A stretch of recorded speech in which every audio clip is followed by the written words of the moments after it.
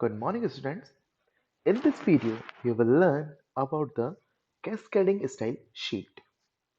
So, in this video, you are going to some topic of CSS, which is what is CSS and the advantages of CSS. So, here the CSS stand for the cascading style sheet. Then you will know about the syntax of cascading style sheet, and we will know about how we can add or how we can apply CSS in our HTML web page. Then we will discuss about the some CSS elements. So now let's begin with this video.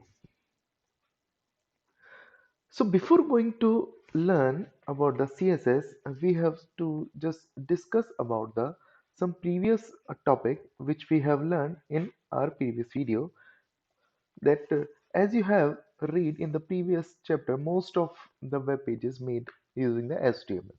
So HTML is the standard way to describe how to contact and how to the content in a web page to be displayed.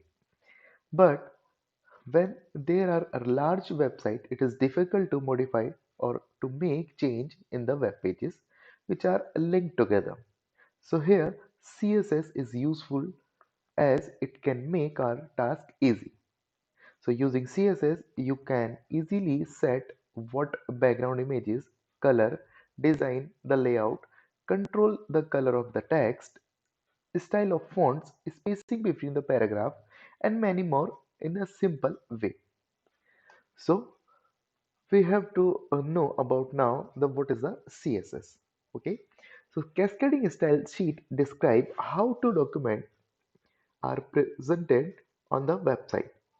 It is called as a cascading style sheet as you can make the most recent style override the earlier style. For example, CSS can start by specifying the text size as 12. So later we add a color on the text and change the size. So in that case, the last style will override the first one. सो ये था CSS which is stand for the cascading style sheet. क्यों use करते हैं हम?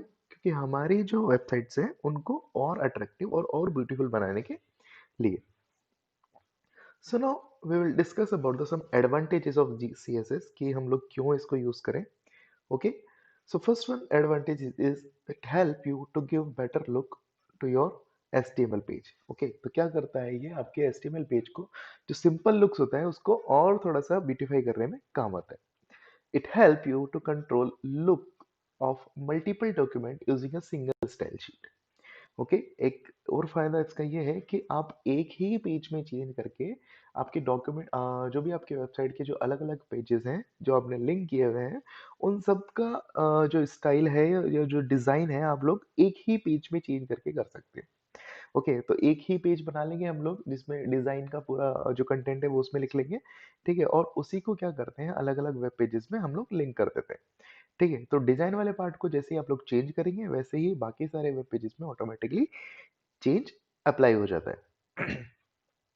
Now third point is using CSS you don't need to write HTML tag attribute every time. Okay, so हम लोग क्या करते हैं जब भी HTML में हम लोग जो पेज बना रहे थे तो H1 या H2 जब भी हम लोग हेडिंग वगैरह काम में ले रहे थे तो वहाँ पे फ़ॉन्ट कलर हम लोगों को बार-बार में यूज़ लेना होता है, ठीक है?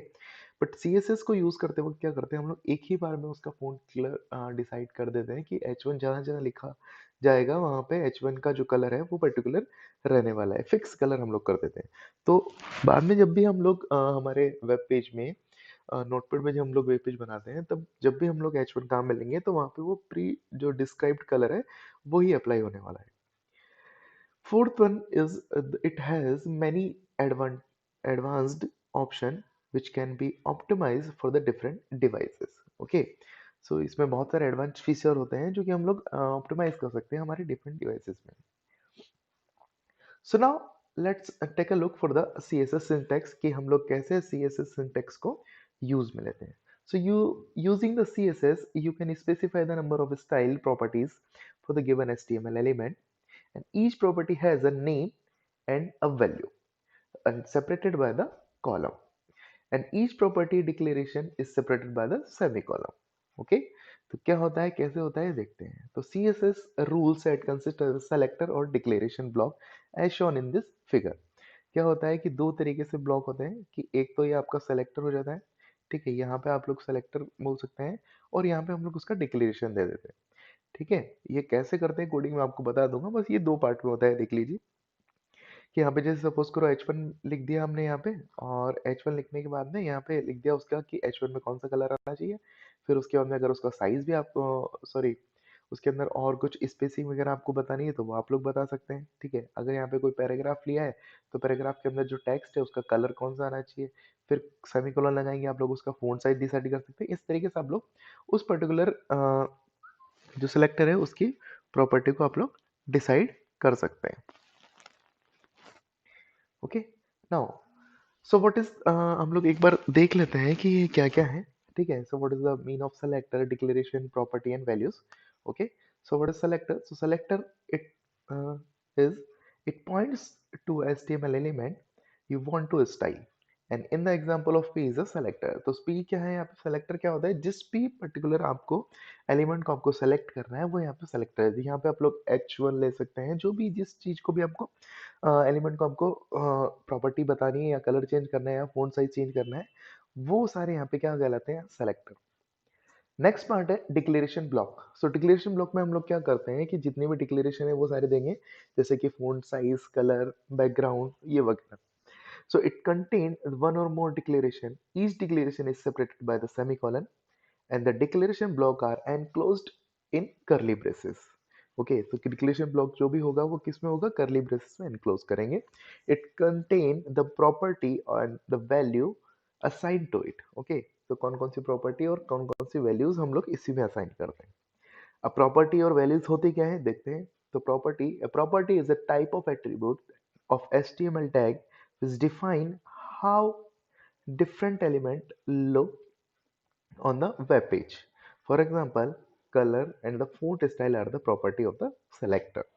ओके, सो ये आपके प्रॉपर्टीज जो होती है, जैसे कलर हो गया, फ़ॉन्ट स्टाइल हो गया, फ़ॉन्ट कलर हो गया, ठीक है, फ़ॉन्ट साइज हो गया, ये आपकी प्रॉपर्टी। और वैल्यू जो हम लोग उसकी वैल्यू प्रोवाइड करते हैं, जैसे कलर इज इक्वल टू हम लोग रेड ले लेंगे, या फ़ॉन्ट स्टाइल बोल्ड या इटैलिक ले लेंगे, ठीक है, फ़ॉन्ट का साइज ले लेंगे पिक्सल्स के अंदर।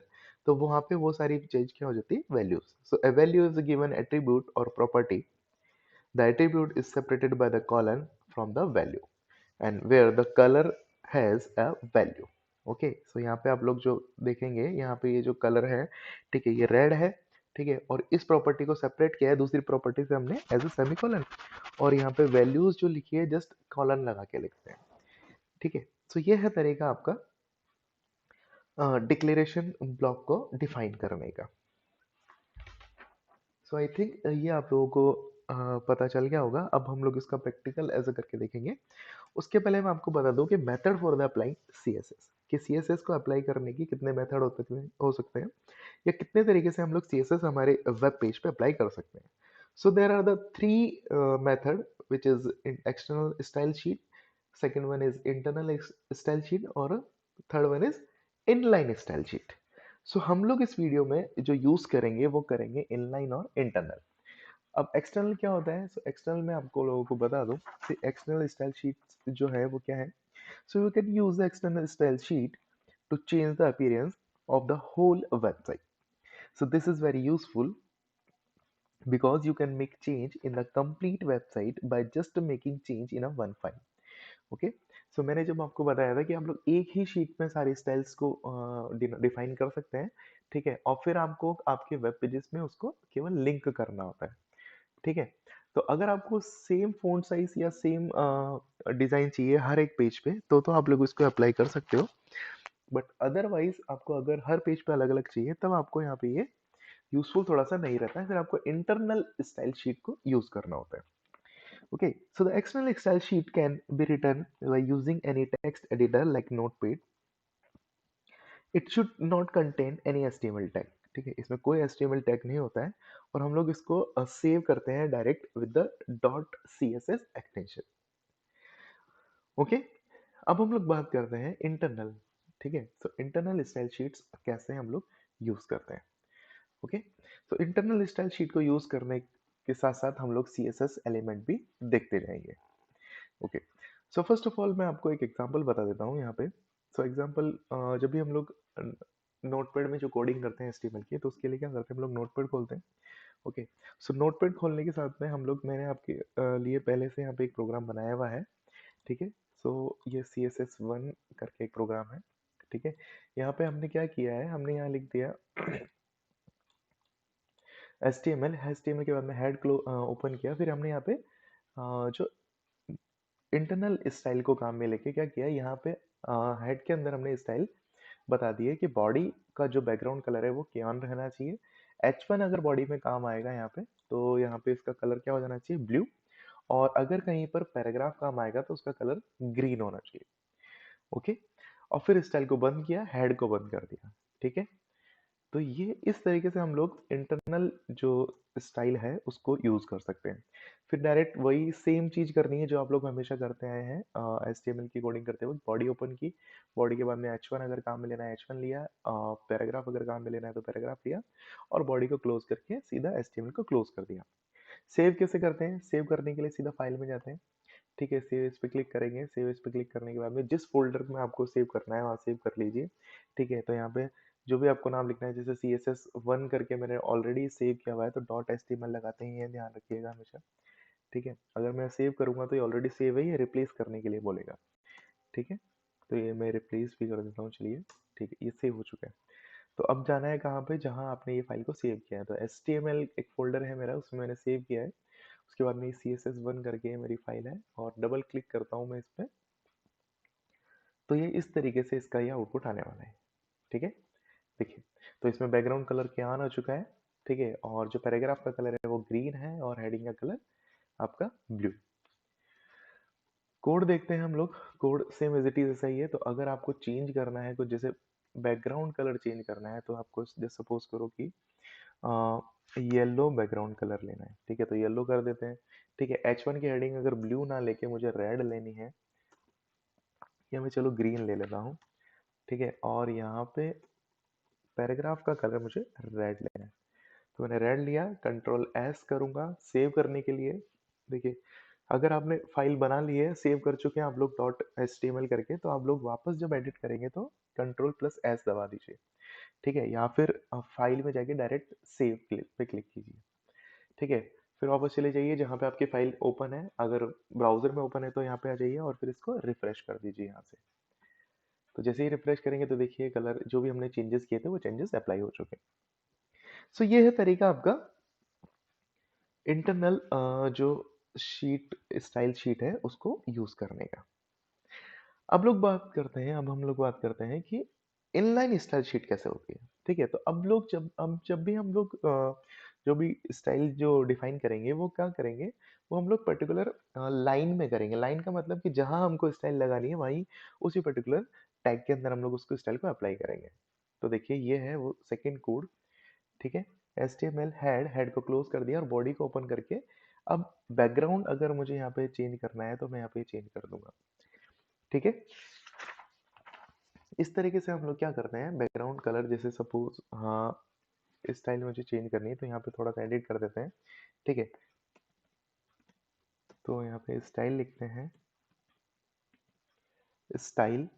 स्टाइल के बाद में आपको इक्वल लगाना है, इक्वल के बाद में बैकग्राउंड। ठीक है, अब बैकग्राउंड कलर चेंज करना है, तो बैकग्राउंड कलर, बैकग्राउंड, फिर -COLOR कलर, और कलर डिफाइन करना पड़ेगा आपको यहाँ पे, जो भी आपको कलर यूज करना है। ठीक है, और डिफाइन किस तरीके से करते हैं हम लोग, कॉलन लगा के।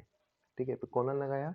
अब मैं यहाँ पे क्योन कलर ले लेता हूँ।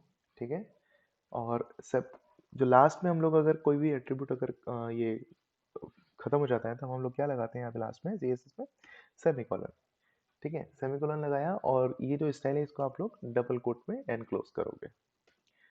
हो गया, इस तरीके से हम लोग इसको ये कर सकते हैं। ठीक है, एक बार मैं इसको हटा देता हूँ,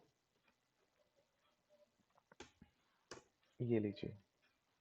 ठीक है, तो अब देखते हैं कि ये सेव करते हैं इसको। CSS2 नाम से फाइल है, फोल्डर में गए, CSS2, ये रही फाइल। ठीक है, डबल क्लिक किया तो देखिए कियान बैकग्राउंड कलर आ गया और बाकी सारे आपके ब्लैक उसमें आ चुके हैं। अब सपोज करो कि मुझे इसका जो पैराग्राफ है उसको उसके अंदर कुछ चेंजेस लाने, ठीक है।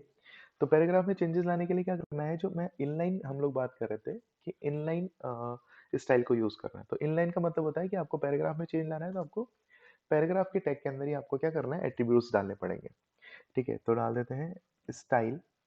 स्टाइल में आप इक्वल लगाएंगे। अब क्या करना है, आपको कलर चेंज करना है। तो जो भी एट्रीब्यूट लगाने हैं आपको डबल कोट के अंदर, ठीक है, कलर कॉलन रेड कर देता हूँ मैं, ठीक है, फिर सेमी कॉलन कर देते हैं, ठीक है। फोन माइनस साइज, ठीक है, फोन साइज कॉलन, और मैं यहाँ पे ले लेता हूँ 26 पिक्सल। तो पिक्सल के लिए px लिखते हैं यहाँ पे, ओके, और सेपरेट कर देते हैं सेमी कॉलन से। ये हो गया। ये इनलाइन हम लोगों ने क्या किया है, स्टाइल बता दी है एक पर्टिकुलर लाइन के अंदर। कंट्रोल एस करते हैं, वापस जाते हैं ब्राउज़र में, यहाँ पे इसको रिफ्रेश करते हैं। रिफ्रेश करने के लिए आपके पास शॉर्टकट की है F5, या फिर आप लोग ये जो रीलोड वाला बटन है ये भी दबा सकते हैं, ठीक है। मैं F5 दबा रहा हूँ, ठीक है। तो देखिए ये जो है पर्टिकुलर जो पैराग्राफ का जो साइज था फ़ॉन्ट का, वो भी चेंज हो चुका है और कलर भी चेंज हो चुका है, ठीक है। तो इस तरीके से आप लोग क्या कर सकते हैं, ये चीज़ें धीरे धीरे अप्लाई करके देख सकते हैं, okay. So now we will discuss about the some CSS element. मैंने आपको बताया अभी कि आप लोग किस तरीके से आप लोग CSS को अप्लाई कर सकते हैं। There was the three method, external, internal, internal and inline. तो हमने इंटरनल और इनलाइन करके देखा, एक्सटर्नल को हम लोग नहीं करेंगे, ठीक है। तो CSS के बाकी सारे एलिमेंट्स कौन कौन से होते हैं, तो देखिए हम लोग ये सारी अपडेट कर सकते हैं कि background images and background colour change करना। उसके बाद में आप लोग फ़ोन का कलर, साइज और स्टाइल आप लोग चेंज कर सकते हो। उसी के साथ में हम लोग अलाइनमेंट कर सकते हो और मार्जिन दे सकते हो फ़ॉन्ट्स के बीच में। तो एक-एक करके हम लोग धीरे-धीरे ये सारी चीज़ें देखते रहते हैं, ठीक है। मैं आपको वन बाय वन अप्लाई करके इसी प्रोग्राम के अंदर सारी चीज़ें बताता जाता हूँ। तो अब सपोज़ करो कि आपको अगर बॉडी के अंदर जो बैकग्राउंड कलर की जगह आपको बैकग्राउंड इमेज लेनी है, ठीक है। तो इमेज लेने के लिए क्या करना पड़ेगा आपको, स्टाइल ऐसे कैसा, फिर बैकग्राउंड कलर की जगह आप लोग क्या लिखेंगे यहाँ पे, बैकग्राउंड इमेज। तो माइनस इमेज लिख देंगे और इमेज के बाद में आप लोग लगाएंगे कॉलन, और कॉलन के बाद में URL लिखेंगे, और URL के बाद में ब्रैकेट, और ब्रैकेट के बाद में जो भी इमेज आपको यहाँ पे एज अ बैकग्राउंड सेट करनी है। बट ध्यान रखिए कि ये इमेज जो भी आप लोग सेट करेंगे वो इस ही फ़ोल्डर में होनी चाहिए जहाँ पे आपकी फ़ाइल सेव है। तो यहाँ पे ये CSS2 मेरी फ़ाइल सेव है, और उसी के पास में मैंने एक BG1 करके इमेज सेव कर रखी है, ठीक है। तो अगर आप लोग कोई भी इमेज लेते हैं तो पहले तो उसका राइट क्लिक करके रीनेम करके, रीनेम में आप लोग एक ईज़ी सा नेम दे दीजिए, ठीक है। मैंने BG1 दे दिया है, और प्रॉपर्टी पहले देख लीजिए इसकी कि जो इमेज है वो कौन से फॉर्मेट में है। तो देखिए यहाँ पे ये है JPG में, ठीक है। तो जेपीजी में है तो जेपीजी लिखेंगे आप लोग, अगर जेपीईजी में है तो जेपीईजी लिखेंगे, या फिर अगर पीएनजी फॉर्मेट में है आपकी इमेज तो पीएनजी लिखेंगे। कहाँ पे, अभी जहाँ मैं आपको बताने वाला हूँ, ठीक है। तो यहाँ पे यहाँ गए CSS2। अब यहाँ पे आपको यूआरएल में क्या लिखना है, पहले अगर आप लोग सेम फोल्डर में सेव करते हैं तो डायरेक्ट आपको BG1 लिखना है और डॉट JPG यहाँ पे लिखना है। देखिए मतलब कि एक्सटेंशन लिखना है आपको फॉर्मेट उसका डॉट के साथ में, ठीक है। तो अगर JPEG है तो आप लोग JPEG ही लिखिए, PNG है तो PNG लिखिए, और JPG है तो JPG लिखिए, ठीक है। तो इस तरीके से हम लोग इमेज को सेट कर लेंगे, ठीक है। तो यहाँ पे ये इस तरीके से इमेज सेट हो गई। लास्ट में क्या लगाते हैं हम लोग, सेमीकोलन। सेमीकोलन लगाया, सेव करते हैं। एक बार इसी चेंजेस को अप्लाई करके देखते हैं कि अप्लाई हो रहा है कि नहीं। यहाँ गए और इसको रिफ्रेश कर दिया, ठीक है। तो देखिए इमेज आ चुकी है, ठीक है। तो इमेज का साइज एक्चुअली बड़ा है, इस वजह से आपको इमेज इस तरीके से दिख रही है। मैं एक बार दूसरी इमेज लगा के बता देता हूँ आपको। BG1 की जगह मैं यहाँ पे लिख देता हूँ ABCD, और वहाँ पे जो JPEG इमेज है वहाँ पे, यहाँ गए, ये देखिए, ठीक है। तो वो जो पहले वाली इमेज थी उसका फॉर्मेट था JPG, इसलिए मैंने JPG लिखा, और ये जो अब जो अप्लाई की है इमेज, इसका फॉर्मेट है आपका जेपीईजी, तो इसलिए मैंने वहाँ पे जेपीईजी अप्लाई किया है। ठीक है, तो ये है तरीका आपका बैकग्राउंड में एज ए इमेज को सेट करने का। अभी देखिए हेडिंग का जो कलर है वो है आपका ब्लैक, तो मैं हेडिंग का कलर चेंज कर देता हूँ। तो ये भी हमारे पास में था कि फ़ॉन्ट का कलर और ये सारी चीज़ें हम लोग कैसे चेंज कर सकते हैं।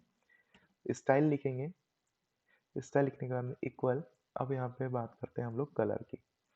ठीक है, तो COLOR कलर कॉलन, और मैं यहाँ पे कलर ले लेता हूँ, चलिए पिंक कलर में यहाँ पे as a font colour pink ले लेता हूँ।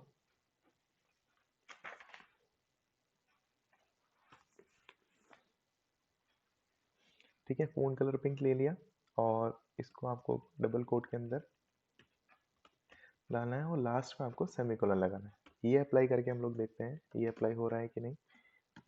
तो ये देखिए पिंक कलर में आ चुका है। ठीक है, इसके साथ ही में अगर आपको इसका स्टाइल चेंज करना है या बोल्ड करना है या इटैलिक करना है तो वो भी हम लोग कर सकते हैं। तो क्या करेंगे, फ़ॉन्ट स्टाइल लिखेंगे, कॉलन लगाएंगे और यहाँ पे इटैलिक कर देंगे। ठीक है, तो जैसे हम लोग इटैलिक करेंगे तो अब यहाँ पे इटैलिक की स्पेलिंग देखिए, यहाँ पे इटैलिक आप सही है। ठीक है, तो जैसे ही इटैलिक करेंगे जो पर्टिकुलर जो फ़ॉन्ट है वो इटैलिक में आ जाएगा। ठीक है, लास्ट पे आपको डबल कोट लगाना है। सेव करते हैं, चेंजेस अप्लाई करके देखते हैं, तो देखिए जो हेडिंग वन था जो हमारा वो इटैलिक में आ चुका है। So this is how you can change the font colour और font style with the help of CSS। Now अब हम लोग देखते हैं कि हम लोग पैराग्राफ के अंदर किस तरीके से चेंज कर सकते हैं। तो देखिए पी के अंदर आप लोगों ने पहले से यहाँ पे ये लिखा हुआ है, स्टाइल के अंदर रेड है और फ़ॉन्ट साइज इसका 26 का रखा है। ठीक है, और यहाँ पे ये पैराग्राफ के अंदर ये लाइंस लिख रखी है। तो अगर आपको पैराग्राफ में चेंज करना है इसके अलावा और साथ साथ में जैसे इसको अलाइन करना है, तो अलाइन करने के लिए क्या करेंगे आप लोग, सीधा सा कोड है आपका, क्या लिखना है आपको, केवल अलाइन, टेक्स्ट अलाइन लिखना है। ठीक है, टेक्स्ट माइनस अलाइन लिखा, यहाँ लिखा, और यहाँ पे क्या लिखना है जो भी आपको अलाइन करना है, जैसे मैंने सेंटर लिख दिया।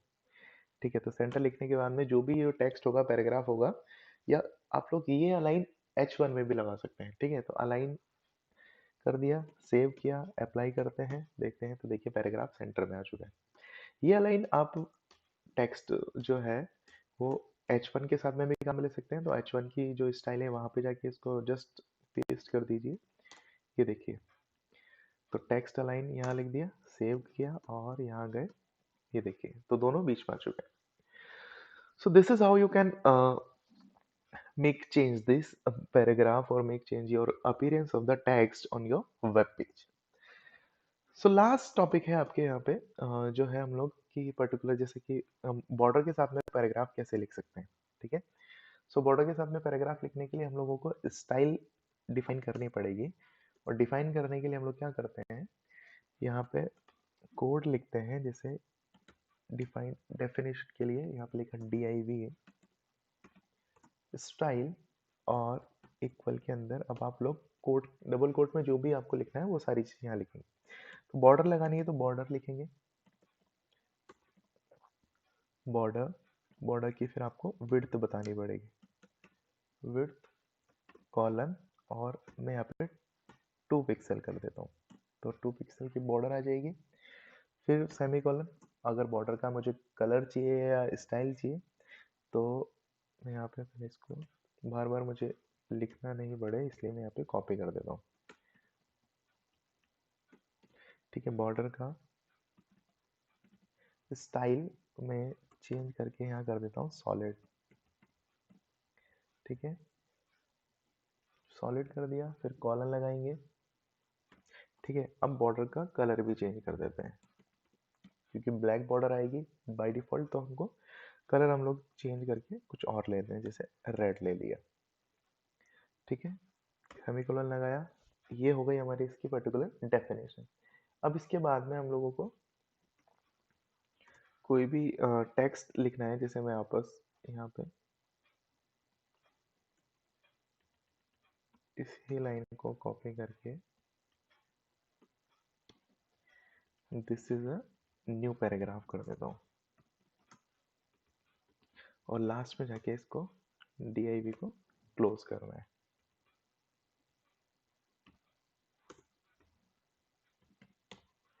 ठीक है, सो div को क्लोज किया, सेव जाने के बाद में अप्लाई करते हैं तो देखिए ये आ गया। तो देखिए जो लास्ट जो नया पैराग्राफ आया था वो कहाँ आया, ये बॉर्डर के अंदर आ गया। ओके, सो इस तरीके से हम लोग इसको अप्लाई कर सकते हैं। इसके साथ साथ में और भी इसके एट्रीब्यूट्स हैं। ठीक है, तो और एट्रीब्यूट्स हम लोग देखते हैं क्या क्या है कि बॉर्डर जो रेड हो गया, रेड के बाद में आप लोग क्या कर सकते हैं, मार्जिन लगा सकते हैं। मार्जिन के अंदर मैं ऑटो लिख देता हूँ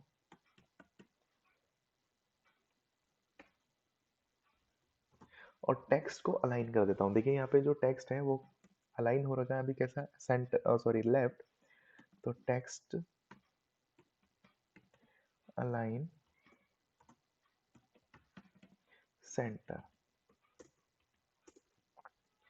टेक्स्ट लाइन सेंटर भी कर देते हैं। और जो बैकग्राउंड जो कलर है पर्टिकुलर इस पैराग्राफ का, उसके कलर को भी मैं चेंज कर देता हूँ साथ ही में। सेंटर हो गया, कॉलन लग सेमी कॉलन और फिर